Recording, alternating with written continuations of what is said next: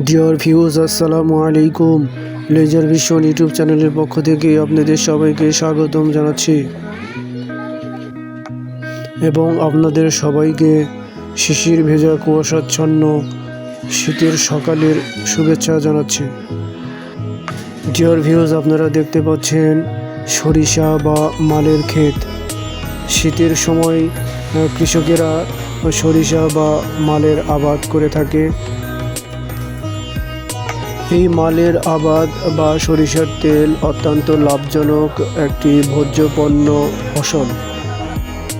এই শীতের সময় কৃষকেরা তাদের আবাদি জমিতে সরিষার বীজ রোপণ করে থাকে এবং এটি ধীরে ধীরে বড় হয়ে হলুদ ফুল ধারণ করে। এটি একদিকে যেমন প্রাকৃতিক সৌন্দর্য বৃদ্ধি করে, আর একদিকে সরিষার তেলের চাহিদা পূরণ করে।